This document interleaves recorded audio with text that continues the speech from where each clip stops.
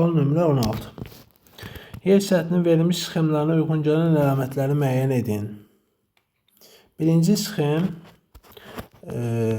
yerin seismik cəhətdən aktiv sahələrinə uyğun gəlir. Cavan dağlıq sahələrə, geosignal qurşaqlara uyğun gəlir. İkinci sxem isə seismik proseslərin zəiflədiyi qədim dağlıq sahələrə uyğun gəlir. Geosignalın inkişafının 3-cü mərhələsi, burada isə geosignalın inkişafının 4-cü mərhələsinə uyğundur. İndi verilmiş əlamətləri uyğunlaşdıraq. 1 və 2. Geosignalın inkişafının 3-cü mərhələsinə aiddir. Buradan gördüyümüz kimi geosignalın inkişafının 3-cü mərhələsinə aiddir.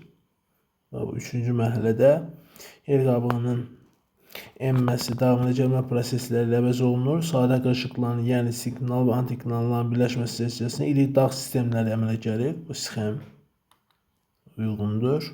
A. Ural və Skandinaviya dağlarına aiddir. Ural və Skandinaviya dağları qədim dağlardır. Həmən dağlarda seismik proseslər zəifləyib və onların şiş ucu zirvələri artıq aşınıb, parçalanıb, hamarlanıb. B. Süxurların üfüqi yatımı müşahidə olunur. Süxurların üfüqi yatımı müşahidə olunur əsasən platforma örtüyündə. Buradan gördüyümüz kimi.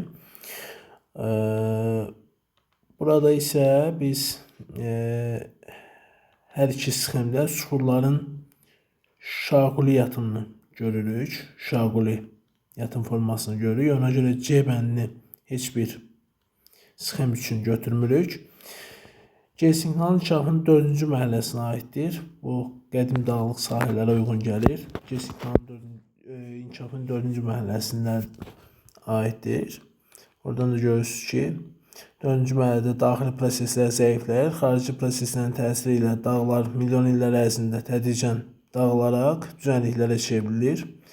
Bu mərhələyə platforma mərhələsi də deyilir.